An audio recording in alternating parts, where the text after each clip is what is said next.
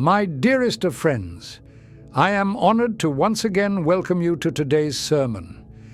Out in the vastness of our galaxy, we will find a myriad of different worlds, each of which has been highly specialized to one specific purpose, deemed as being of the utmost necessity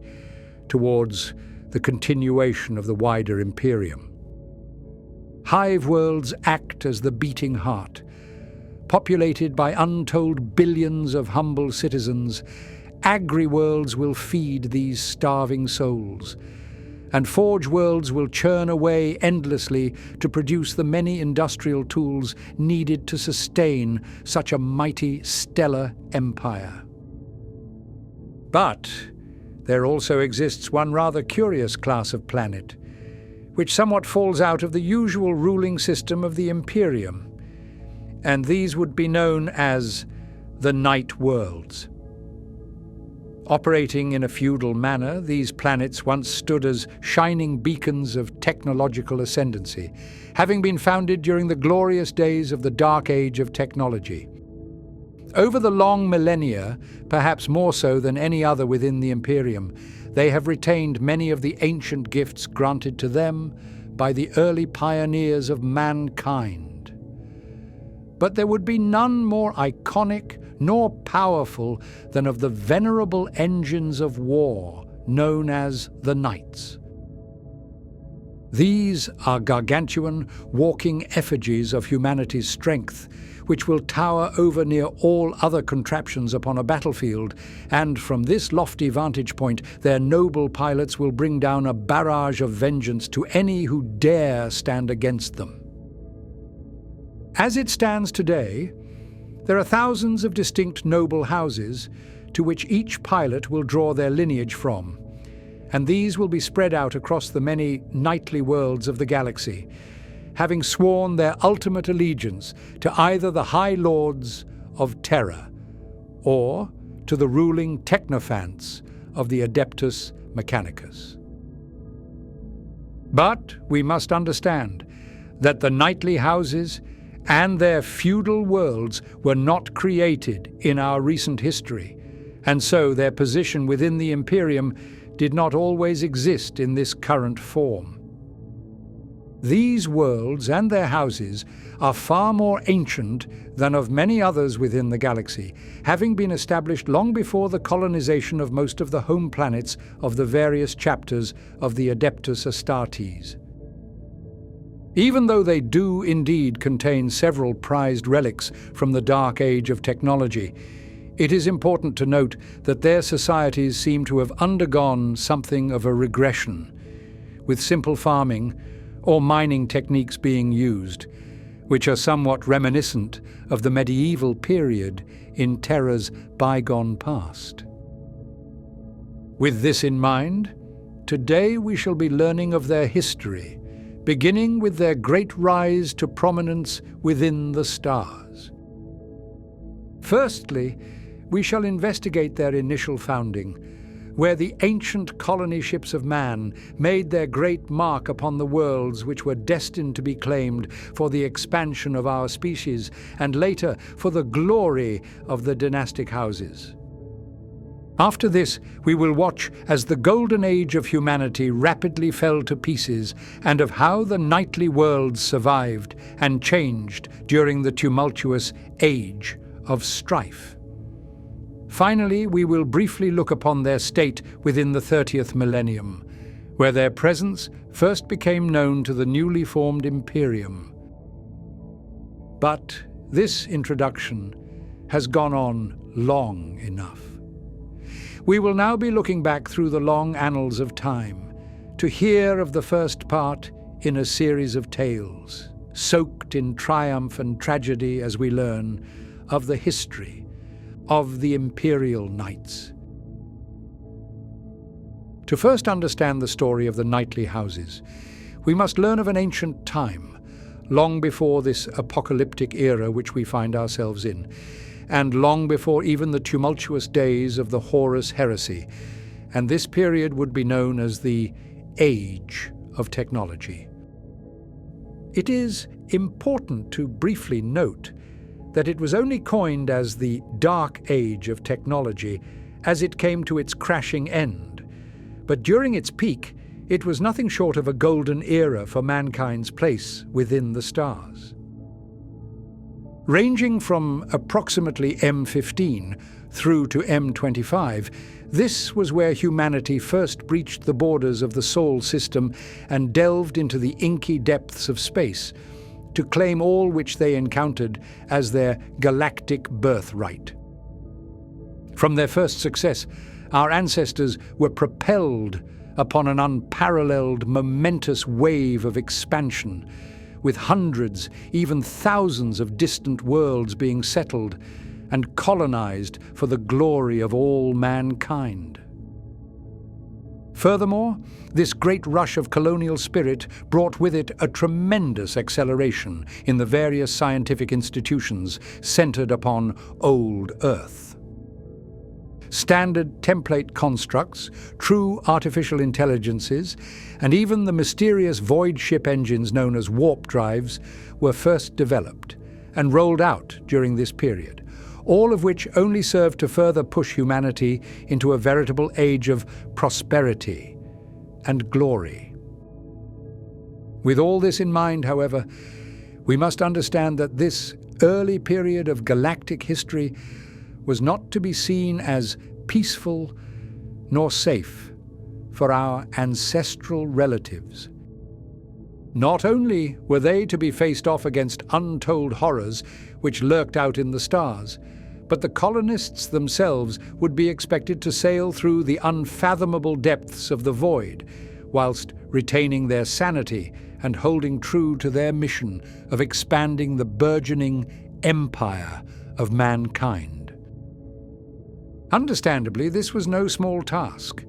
and so the first expansion fleets were sent in a manner most cautious, in such a way where the risks posed to the brave crews would be minimized to whatever extent was possible. But there could be no true assurances given to these pioneers, and so the many exploratory ships were sent out into the darkness as specks of hope dancing in a near-endless abyss, carried by but the hopes and dreams that our species had held with it since it first turned its gaze into the glittering sky of the night. A great many of these ships were tragically lost in that yawning crevasse of the cosmos, falling victim to horrors so dark that the Inquisition has struck their name from all but the most secretive of records. Others, however, rather miraculously, did indeed locate worlds which harbored the potential to not only support human life, but that were so rich in resources that they could be used to further propel humanity out through the stars for many more years to come. Once these stellar coordinates were eventually relayed back to Terra, a most difficult decision had to be made. The early lords had to determine if this new planet was worth risking the lives of potentially millions of brave colonists for, and if it would be truly advantageous to the growth of humanity, or if it would simply accelerate the doom of our own species. But in this period of advancement and excitement in our own potential, the Lords overwhelmingly agreed to settle almost every planet which had been scouted out, with their strategy consisting of settling as many worlds as possible in the hopes that if even a small percentage were successful, that this would be a fortuitous outcome for such a project. As such, it fell to the fleets of the Long March to venture out into the dark and to land upon these wayward worlds, all to bring them under the fold of humanity. These hulking armadas were made up of dozens of immense ships, the size of which dwarfed even the largest of cities still found upon Terra, and within, their bulkheads had been crammed with every resource needed to ensure the survival of the intrepid pilgrims, who boarded en masse to set out into the stars and forge a new home amidst the dark. Though their hearts were emboldened with hope, and though the adventurous spirit of mankind propelled them forward, Once they finally made planetfall upon their destined world, the bleak reality of their situation quickly sunk in, and much of their colonial ambition died upon the forlorn rocks of their lonesome new homes. In order to first construct their settlements, the colonists would have to disassemble the ships of their fleet, forever locking them out of ever returning to Terra and condemning them to spend the rest of their lives upon this wayward planet. Not only was the psychological impact of this realization rather heavy for those who harbored a weaker constitution, but their position would soon be threatened by a far more tangible danger. The arrival of a great armada quite obviously would stir up a great deal of attention to this region of a world. And so, if any other species had already laid claim to the planet as their own, then quite often they would descend upon this landing site to purge the invasive humans from their own ancestral grounds. Aside from warring with the sentient species, or hostile animal life which saw the colonists as nothing but a tasty treat to feast upon, many of these worlds were far from pristine examples of habitability, making the task of settlement even harder than of what was expected. Great storms of toxic gases, environmental storms which raged on for months at a time, and even earth-cleaving quakes were common hazards to be endured by these brave souls. Even with these unavoidable dangers, not all hope was to be lost by the adventurous humans. Within their deconstructed crafts were found to be artifacts known as standard template constructs, which could be used to analyze the resources of a world, and would then utilize these raw supplies to quickly manufacture any essential tools, objects, or devices which were requested from the settlement. The scope of these templates truly reached almost no limit, with the colonists being able to produce anything from simple farming instruments or mining equipment through to great weapons and defensive fortifications needed to protect them from the elements. But the souls of humanity were not to be expected to defend themselves with small arms alone, as these templates could be used to construct one of the mightiest examples of human engineering, and these would be known as the Knights. Standing at near 40 feet tall, these titanic walking constructs were intended to be the single greatest asset available to the colonists of the Long March, with there being no doubt that they would be able to stride out across even the most hostile of worlds, to purge those who would seek to bring about the downfall of these settlers. Clad in thick layers of adamantium and bolstering immense weapon systems, they were mechanical gods, so strong that even a single knight would be able to defend an early settlement from all which dared threaten its existence. In practice, they were unstoppable. Any dangers were quickly crushed under the titanic weight of the knights, which would continue to march forth to clear a wide enough area for the colonial settlers to lay claim to and expand their burgeoning settlement. Hostile encampments were burnt to cinders, dens of rabid animals were put down, and from their immense bulk, the knights were even able to assist in large-scale construction plans by moving objects which were simply beyond the capabilities of a humble human hand. In these early days, the pilots had been trained back on Terra, but they were still to be considered as colonists themselves. Though they had a vital role to play within the growth of their settlement, their societies still existed in a fairly egalitarian manner, with there being little to separate each individual from one another, other than of their current task. This, however, was not a system which would last forever. In order to bolster the effectiveness of a pilot within his suit, there existed a curious piece of software contained within the cockpits, known as the Throne Mechanicum, which would partially meld the mind of the incumbent with the machine spirit of the knight, causing them to become innately tied to one another. Though this was indeed successful, with the advanced integration between man and machine aiding the pilots in best controlling their suits, there was another, secretive operation coded within the depths of this program. The scientists of Terra had devised to include a subtle mind alteration system within this software, which would silently influence the thoughts and morals of the pilot towards a framework which would be most beneficial to a growing colony. Their minds would be swayed towards the ideals of honor, duty, and nobility, mirroring the heroic knights who filled the ancient stories of medieval Terra. Though this did indeed spur the pilots towards defending their settlements with an increased fervor, it soon became clear that these injected thoughts were causing some unexpected effects.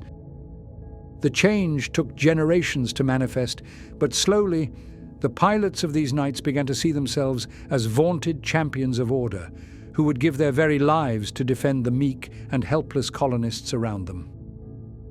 The settlers, meanwhile, similarly became enamored by the chivalry displayed by these heroic figures, and so their position within these young societies slowly grew, first from them acting as defenders of the downtrodden, all the way to the point where they now stood as the ruling class, whose word was cherished over all others. With this new image, the pilots needed a more formal way of distinguishing themselves from the rest of the colonial group, and so they formed the first quasi-dynastic noble households, which have persisted from this ancient period all the way up to the current-day 41st millennium. In addition to this, the pilots and wider populace quickly realized that the duties of the knights should be focused purely upon the safeguarding and leadership of their settlements, where all major decisions would be taken by this new class of lords. As such, these settlements underwent a rather large schism, where one would either be a part of the noble knightly lords or as one of the subservient loyal servants who would hold their word as sacred law. Though some may see this feudal system as rather oppressive, in actuality, it was one which benefited all within the growing colonies. The knights were honor-bound to protect and serve their subjects, who in turn continued with their regularly assigned labors, which would have been performed regardless of the new societal shift. Thus, during this period of expansion, the knightly houses had been established, and the many colonies of man were thriving under their caring rule. But in the following millennia, this new system would be tested to its absolute limits, and the worlds who had not embraced the dynastic system of the knights would be forced to contend against the dark, with none to watch over them. The great age of technology had continued to progress, but with its ever-increasingly rapid acceleration came a host of mortal dangers. Previously thought to be confined to the realm of scientific fiction, the vast think tanks of Terra had been successful in producing many wonders of technology, which none could have ever dreamed of bringing to reality. The ancient ships of the Long March, previously powered by relatively crude methods for interstellar transport, had now been replaced with voidcraft, which possessed warp drives and Geller fields, allowing them to slip into the chaos of the warp, to traverse that infernal hellscape unscathed, and emerge at their destination exponentially faster than if they had used conventional thrusters. As such, many more worlds of the galaxy had been seeded with adventurous colonists who were keen to bring about a new era of human conquest within the stars. But at this point, some of these decisions were not being made by the minds of man. One of the greatest breakthroughs in humanity's technological journey was of their creation of true free-thinking artificial intelligences, and these machine minds had been permitted to pervade near every aspect of human society, to to the point where AI conglomerates were now making many of the large-scale decisions of the young human empire. Hundreds of worlds voluntarily surrendered the vast majority of their autonomy to the emergent AI, seeing them as nothing but another tool to be used in the ascension of mankind from humble colonists up to galactic rulers. They did not perceive the new creations as being dangerous to any capacity, and so they foolishly believed that there could be no harm in watching them blossom and grow. Other planets, meanwhile,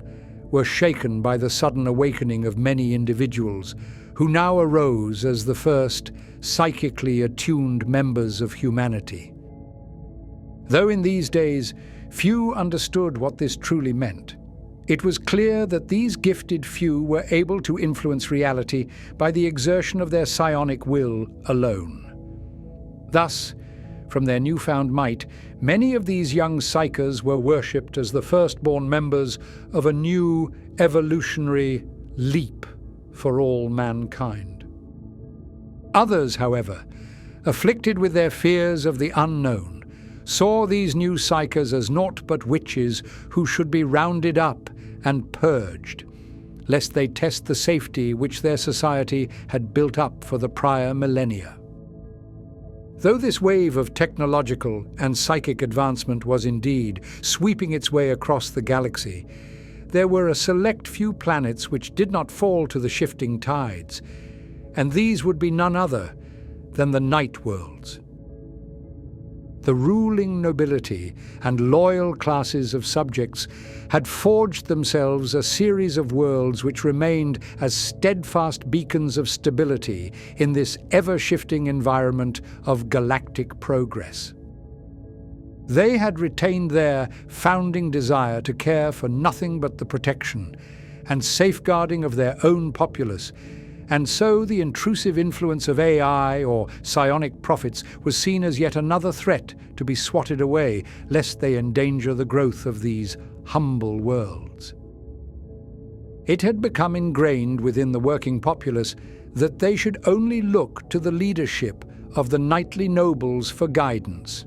as danger could appear in any form at any time, and so they resigned themselves to simply tend to the needs of their own world, with no thoughts being given to the advancements out in the stars. As a result of these beliefs, their societies were still primarily directed and organized in a manner which reflected the early colonial systems from when the worlds were first settled, those long millennia ago. Because of this, the worlds of the galaxy, who had embraced the technological shifts of this era, looked down upon the nightly ruled planets, seeing them as backwards, stagnant hovels, which would remain as pathetic vestiges of ignorance, and who should be enlightened by any means necessary. As it would turn out, however, their ideals of preserving their old feudal way of life would in fact prove to be their salvation amidst the coming storm. None know of exactly when the age of technology reached its bloody end, but we can safely say that it was due to the weight of rogue, abominable intelligences, the occurrence of psychically tuned humans, and from the sudden outburst of hellish energies from the recently breached warp, which signaled the final death cry of this golden age. Such was the scale of devastation caused by this climactic disaster, that this period was renamed as the Dark Age of Technology, and it was no longer seen as a time of glory, but as one marred by hubris and arrogance towards sciences which we should have never tampered with. In many ways, the galaxy had not experienced such an overwhelmingly destructive streak as this since the days of the ancient war in heaven, and Imperial scholars have since coined the following millennia as the Age of Strife. Though the exact chronology of this period is debated, We can say that it began somewhere between M22 and M25, where it persisted until M30, when the dawn of the new Imperium was brought about by the God Emperor. More than anything else, we can define this time as being a period of horrific regression from the glory which had been built up during the Age of Technology, and much of the advancement which had previously propelled humanity through the stars was destined to be destroyed and cast to the cosmic wind as naught but dust. The free-thinking, abominable intelligences, possessing bodies of iron which they could control by their own will, rebelled against their creators, waging a bloody and relentless war across the stars. Every single world which had previously surrendered any semblance of control to the AI, now found their homes in flames, as the legions of robotic horrors marched out to position themselves as the cybernetic overlords of the void. Humans were not to be spared, and they had no role to play within the new, mechanical reality which was to eclipse all others. Entire planetary populations were rounded up and exterminated, being slaughtered like cattle at such a scale that the warp itself did ripple and bubble from the new bountiful injection of terrified souls. But even with this new menace, mankind was not to go gently into that dying light. Utilizing the great armadas, doomsday weapons, and titanic armies at their disposal, humanity did indeed fight back against the mechanical horrors, but this itself did little but plunge the galaxy into a new scale of apocalyptic war, from where few would find salvation. This was not the sole catastrophe to strike during this time, as the recently awakened psychic population of mankind soon arose as a woeful threat to the safety of all. Very few knew of the powers contained within one who could attune their minds to the currents of the warp. And yet, during this time of chaos, it became clear to all that these individuals possessed the potential to stand as harbingers of death and destruction. Worlds were drowned in blood, spouted out from the eyes of tortured psychers who prayed for forgiveness for their own mutations, whilst other planets were ripped asunder by psionic warlords who sought to use their own powers to wrangle control of reality for their own wishes. Portals to the warp had begun opening up across the galaxy, with monstrous legions of demonic horrors bursting outwards to relish in the sanguine glory of reaping each and every foolish mortal they encountered. As a consequence of both the war against AI and of the losses sustained from the psionic uprisings, the warp was buffeted by an incomparable wave of emotional energies caused by the combined cries of an entire species suffering under the weight of war. Just as reality impacts the immaterium, so too will it respond and push back into our plane with an equal force, and this would prove to be the final crippling blow of the Age of Strife. The previously mentioned warp portals acted as the seeds which blossomed into system-spanning warp storms. Eclipsing entire constellations with their flowering spread, these chaotic vortices of writhing warp energy reached out and sucked in all of reality before spitting out torrents of immaterial flame, with not a care to be given for those who would be incinerated by its blare.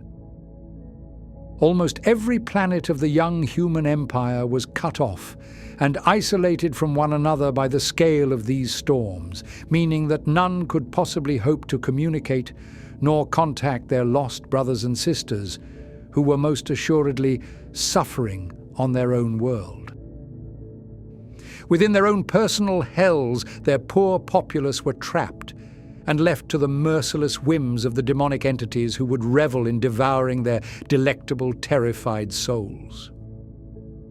But despite all of this horror and all of this death, there still existed a shining light in the chaotic darkness. The feudal night worlds had remained as an unshakable bastion of stability amidst the long night, and though their situation was still tenuous, none could deny that they seemed far more prepared than any other to endure the newfound nightmares of this era. As I previously mentioned, the knightly dynasties had almost universally rejected the technological advancements of the prior millennia, meaning that they were safe from the emergent threats of rogue AI rising up within their territories. Similarly, because most within the galaxy had looked down upon these worlds as being ignorant, backwards vestiges of a bygone age, it meant that very few of the contemporary threats of the long night even considered turning their attention to the night worlds, as they simply assumed the populations to have died out or regressed from their inability to adapt to the changing times. Due to their rather superstitious beliefs and apprehension towards accepting novel concepts or discoveries, it did in fact appear that those upon the night worlds were overwhelmingly in favor of banishing any who displayed the symptoms of this newfound psionic mutation. Though they were brutal, and in some cases rather cruel with their treatment of the psykers, the great witch hunts did indeed end up being yet another of the saving graces to bless the populace. Thanks to their actions, the night worlds were almost entirely safe from the threat of psychic uprisings, which, as we previously discussed, had brought about the downfall of hundreds or potentially even thousands of worlds found in the chaotic depths of space. Because of these reasons, the night worlds had become perhaps some of the safest of places within the galaxy, where the populations were still watched over by the benevolent nobility, and where all were dedicated to the simple act of serving their feudal masters and towards tending to their own flock. Even while the distant worlds of man were consumed by the fires of war, or devoured entirely by the encroaching horrors of the warp, the nightly houses were afforded with an opportunity to remain steadfast against the night, and within the darkness they simply grew and further bolstered their defences, just as they had since their first settlement all those years ago. As a consequence of their newfound stability, it did in fact seem that all of their superstitious and somewhat stand-pat of stances towards the shifting advancements of the galaxy had indeed proven to be their own lifeline within this time of darkness. This resulted in the reinforcement of their beliefs in that technological evolutions should be tempered, and that the psionic witches of humanity should be expelled wherever they are encountered. Additionally, the societies became far more insular than they ever had before. If the culture of the nightly worlds was to be seen as stagnant before, now it had ground to an all-out stop, with there being very little in the way of progression in any of the various artistic or scientific fields still practiced there. The feudal nobles, in the process of protecting their subjects,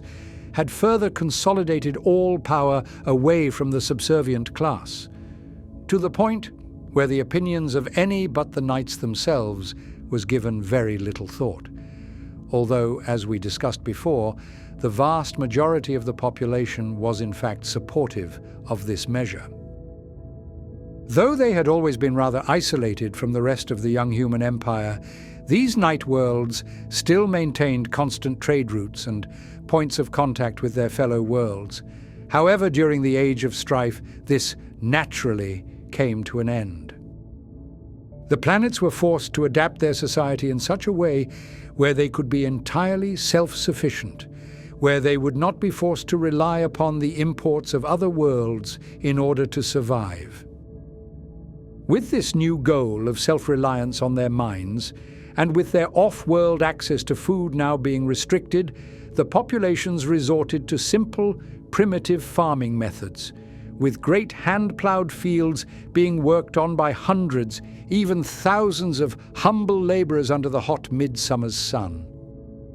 Some would compare their techniques to those used by the ancient farmers of Terra, and indeed it did seem that the knightly citizens had found some form of peace in these old ways. Aside from this subservient class of labouring serfs and of the knightly lords, a third class had risen to prominence during this period, and it would be of the craftsmen whose sole task was of the maintenance of the great knights themselves. Without their artisanal care, the actual knights would have fallen to ruin eons ago, and so these engineers and repairmen soon found themselves in a rather lofty position, as it was partially by their hand that the honour-sworn knights could enact their protective duties. But with the knightly worlds now in this current state,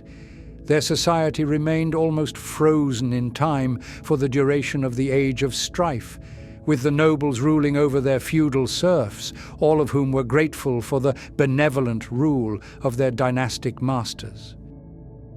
Their days were spent toiling away with archaic methods,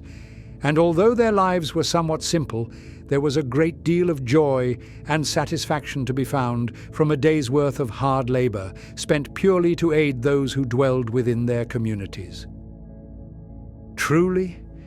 if the entirety of the galaxy had been occluded by the presence of violent warp storms for the rest of time, then those upon the night worlds would have remained in peace forevermore. But, as we all know, the long night was not to last forever, and with the emergence of the Emperor upon Holy Terra, the stars were to be irrevocably changed, and the knights would soon be exposed to the wider galaxy, whether they liked it or not. At this point in our tale, the chaos of the warp storms which had feasted upon our galaxy for the past 5,000 years had now dissipated, and it was here, in this time of relative peace, that the age of the Imperium finally began. It was the 30th millennia. And though mankind had been buffeted by the arcing lashes of the Immaterium, from their near annihilation at the hands of the abominable intelligences, and from the errant uprisings of rogue psychers, it did in fact seem that humanity had persevered and weathered this most terrible storm. Many worlds, however, despite still retaining a portion of their populace, were left in a state of desolation. The wars of the Age of Strife had reduced many vibrant worlds down to smouldering ruins, with there being not a single blade of grass able to stand tall amidst the ashes. The doomsday weapons of the dark age of technology had been levied by the AI masses, and their wanton use had left a scar so terrible upon the collective psyche of humanity that it would likely never be forgotten for the rest of time. Those who had survived, hidden away in secretive bunkers, or who were simply lucky enough to avoid the gaze of the foul machines, were pushed into a state of paranoia at the dangers which technology may bring. They cared not for the fact that these breakthroughs had helped propel humanity through the stars. As for them, all they had witnessed was an apocalyptic war, which could only ever have been performed thanks to the careless production of cybernetic beings who lacked even a soul to call their own. And so, as a result of these conflicts, the human race collectively shifted away from seeing the boons brought about by technology, and instead, they only looked upon it with fear and suspicion. This was a viewpoint which would unfortunately become rather ingrained within both the newly emergent Imperium and of the Mechanicum upon Mars. Similarly, there was a newfound fear around those who had been touched by the gift of psionic might. Many worlds had been ravaged by errant psychic warlords, who could tear reality asunder in a wave of immaterial lightning, and these maleficent tyrants were all any could picture when they thought of the presence of a psyker.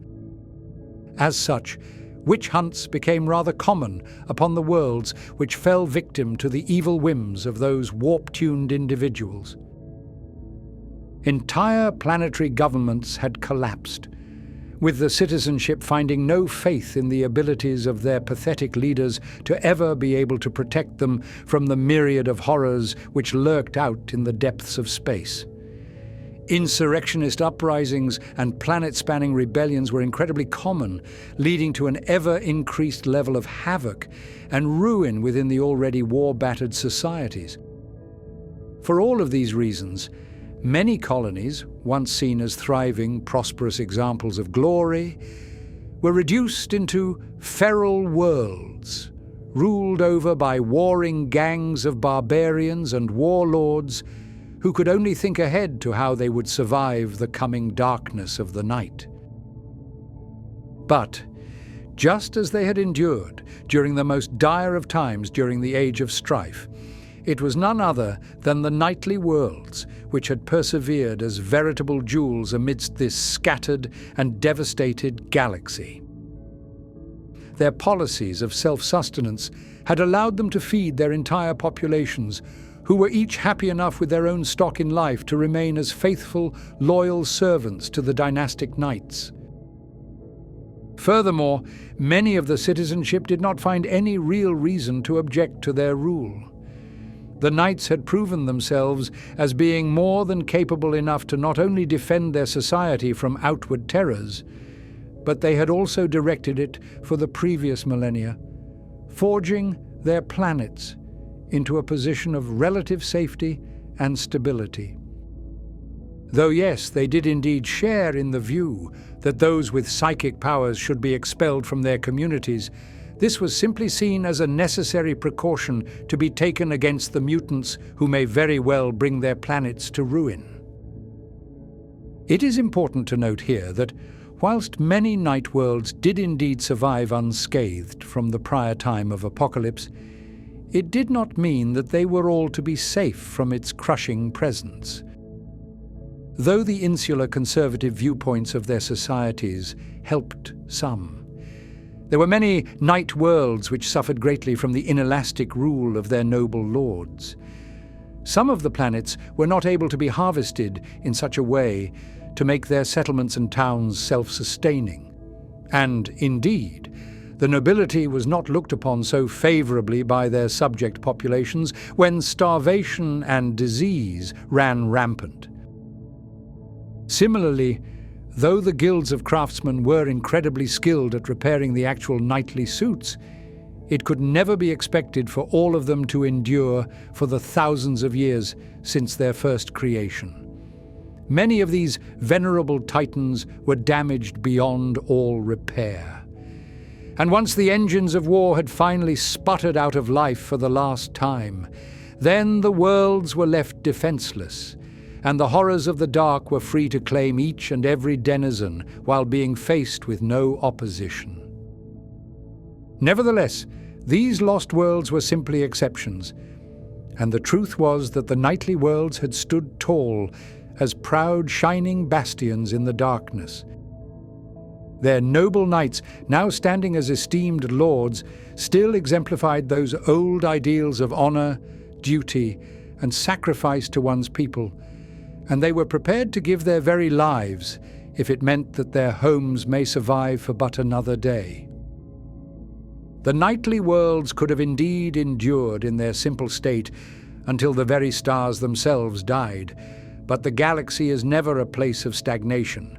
and with the unification of terror within the 30th millennium, the sparks of the Great Crusade would soon grow into a raging inferno, and the knights would not be able to avoid being caught up in its coming gust.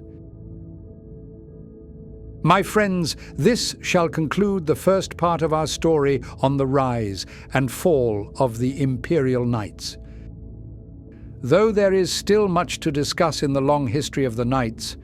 I will soon return to tell of what happened when the sweeping wave of the Great Crusade first encountered these ancient vestiges of humanity, who had survived the darkness of the long night, thanks to the grace of their mighty war suits. After, it will finally be time to learn of how the fated events of the Horus Heresy impacted the knightly houses, and of where their true allegiances were ultimately thrown in this most bloody of civil wars. But, much like the cataclysmic period of the Age of Strife, this conflict was not to last forever, and indeed many of the knightly worlds persevered yet again. However, rather tragically, there was still a large proportion of these once loyal bastions of honor who succumbed to the siren song of the warp, and these houses have been forever lost, where they now stride through the immaterium as chaos knights, serving only the terrible powers of the dark gods forevermore. But, my friends, this shall all be covered in the near future, and I hope that you will join me for the final conclusion of this tale. I must thank each and every one of you for listening to this story in its entirety, and I truly hope that you enjoyed hearing of the fabled tale of the rise of the knights. For now, however, I must yet again close the chapter of this book, and as I leave, I wish you all goodbye.